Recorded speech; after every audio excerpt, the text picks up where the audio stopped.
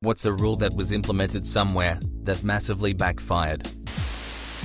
Not sure if it is still the case, as I graduated many years ago, but where I went to college, the hospitals had a thing where if someone came in with alcohol poisoning, and they were underage, then they'd also call the cops. So of course what happened was, when underage kids really should have gone to the hospital, their friends wouldn't call an ambulance because of fear the cops would punish people. Luckily, while I was there weren't many deaths due to alcohol poisoning, but there were more than zero. Edit, for clarity, I wasn't saying the people calling would get punished by the cops. I was saying the person with alcohol poisoning would be punished, but people still didn't want to call for fear that their friend may get in legal trouble. A famous example from Freakonomics was when a daycare started charging a small fine for parents who picked up their children late. Instead of resulting in more on-time arrivals, the new policy actually caused more late pickups. This is because the parents were originally worried that a late pickup would be a significant burden on the daycare employees, but because the fine was so small, only a few dollars, they decided that it must not be a big inconvenience for the daycare. Head teacher at the school I worked at made it a rule that the primary age kids, 5 to 11, weren't allowed to run when they were out in the playground. That was fun to try and enforce. The previous school I worked at decided that all shirts needed to have the school name or emblem, which was a fancy letter E, on them to be dress code appropriate. That's all the handbook said. No clarification on how the name or emblem was designed or the color, or if it had to be permanently affixed to the clothing. The students hated the policy and, being in high school, looked for any loophole possible. They found one due to the lack of clarity of the handbook policy. The kids would make paper E's and pin them to their shirts. Thus, they could wear whatever they wanted, and by pinning the E to the shirt, were still dress code compliant. I thought it was pretty genius. The administration did not. My work has an infraction system. If you're a minute late, that's half a point. If you're up to 4 hours late, that's half a point. So if you're going to be a minute late, you might as well be 4 hours late, because it's the same penalty. Edit, for those who keep pointing out that you would miss 4 hours of pay. I know, my work is weird and lets you fill in missing time with PTO at the end of the work week. We also don't get sick days, so you have to take PTO if you are sick. And even then you are likely to get points because you called in less than 24 hours before your shift starts. It's not an issue if you get half a point and don't get another for 6 months, because the first one will have fallen off by then. Washington State made it mandatory for schools to drop their room temperatures to save on electricity. The result? Teachers brought their own heaters into their offices and use of electricity increased. One of the high-rise blocks I have to maintain has a sign saying anything left here will be removed due to it being a fire risk. People just dump the crap there they don't want, like fridges and sofas, and by law we have to take it. Frick me right. Edit, I have no authority to put up cameras as they are council blocks, and I'm a council worker that has zero help from management, because quite frankly they don't give a crap because they don't have to remove it. Congrats British taxpayers, you pay me to remove pieces of crap's fly tipping daily. I'm sorry for the crapty human beings on this earth. You have to eat whatever you touch was a rule in my kindergarten, which led to all the children touching all the food to call dibs on it. I worked somewhere with a clean desk policy on Friday afternoons. The common way round this was that everyone would just sweep all their paperwork into an envelope, stick it in the internal mail, and then it would arrive back on your desk on Monday morning.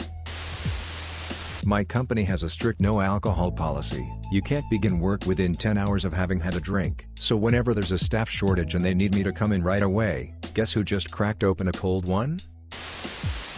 Dry counties were meant to reduce use of alcohol in certain areas, but they result in people who want to get drunk driving further away from home to do so, increasing the odds and frequency of drunk driving accidents. Also, many attempt to rescind dry county laws end up getting countered by campaigns paid for by the bars and liquor stores that set up on the edge of dry counties, typically under the guise of religious messages. Alcohol bans at college football games has led to increased intoxication problems because fans are loading up before going in the stadium. Middle school wanted to create a trash-free environment, so they removed the trash cans from the parking lots, halls, and cafeteria. Then just told the kids to toss your trash when you get home or in a classroom. The amount of litter skyrocketed overnight. After a week or so they brought back the cans. Last summer in Sweden, bus drivers in some counties started wearing shorts due to the heat wave. After being denied to continue doing so by management, they started wearing skirts instead. Dress code policies banned shorts, but not skirts. Also, the infamous Barbados vs Grenada soccer match. The organizers of the 1994 Caribbean Tournament Cup had a rather odd change to the rules for extra time. If a game was still drawn at full time, it would go to extra time, but the first goal scored would win. This is perfectly normal, the golden goal rule.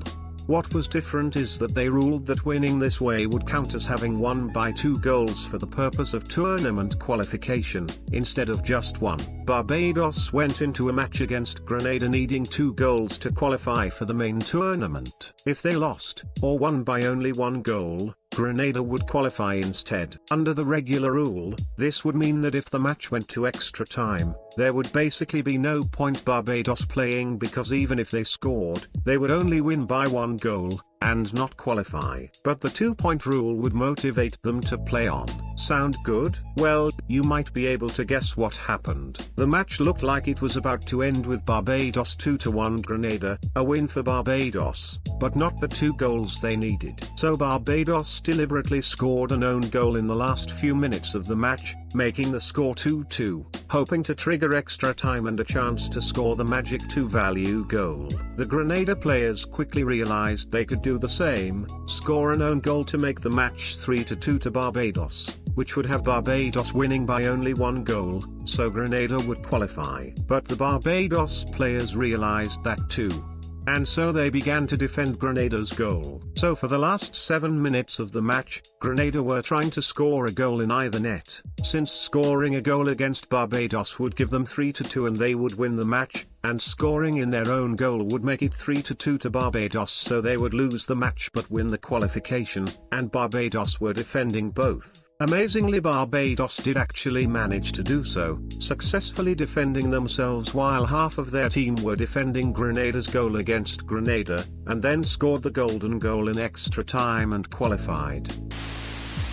Air pollution became a big problem in late 80s/early 90s Athens, mostly due to the number of old, heavily polluting cars on the roads. So the Greek government made a law where only cars with odd-numbered final digits on their number plates, 1, 3, 5, 7 and 9 etc., could be driven on odd-numbered days, 1st, 3rd, 5th etc., and only evenly numbered cars could drive on evenly numbered days. Sounds great, doesn't it? They'll halve the number of cars on their roads, right? Nope, they doubled it. Everyone bought one old, highly polluting car that had an odd-numbered plate and another with an even-numbered plate. Nobody could park and the air was worse than before. In French Indochina, there was a major problem with rodents eating supplies and bringing disease. Given the plentiful supply of cheap unemployed workers, the colonial authorities thought they could be used to kill the rats and bring their numbers down. The French had a somewhat racially prejudiced view of the work ethic of the locals, so decided to pay them per rat killed rather than per hour worked. Each was compensated for every dead rat they handed over. A year or so later, the colonial authorities discovered the peasants had set up rat breeding farms in the jungle. At one point in history, the president of Paraguay tried to eliminate racism by making it illegal to marry someone within your own ethnic group. Needless to say, this was quite racist. My institute banned porn sites in its Wi-Fi. Most people weren't tech-savvy enough or bold enough to ask how to bypass it. Then the institute banned Facebook. Everyone learned using proxy in matter of days. Let's just say the servers were under heavy pressure then onwards.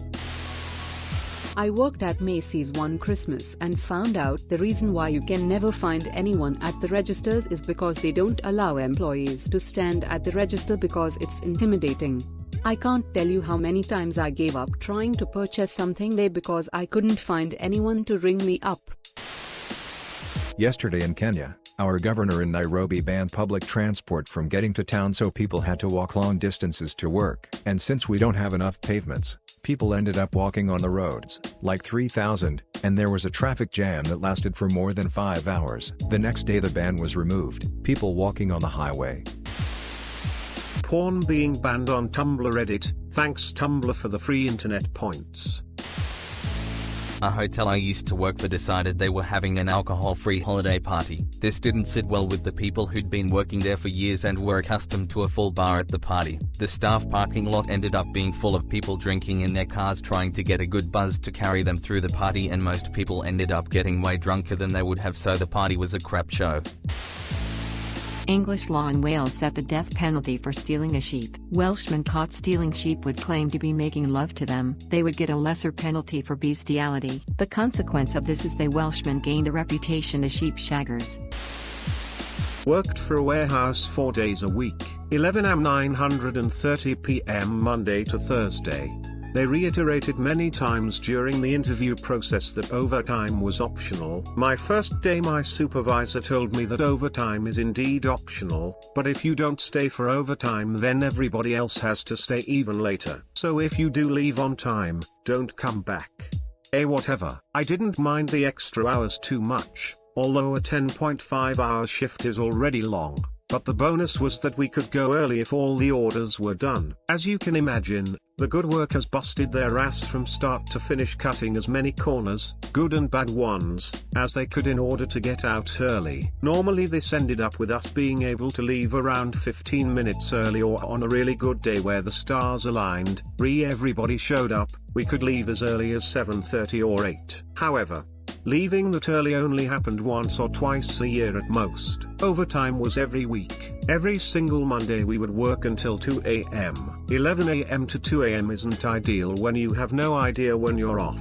At around 7 p.m. we'd start to get an idea if we're in for another hour or another 6. One of the genius new hires mentioned to the boss in the office how he was hoping to get out by 6. Oh good. Apparently the boss was thinking us leaving early was a common occurrence now and decided that nobody was going to be leaving early anymore. Sweep or dust or whatever, but nobody leaves until 9:30.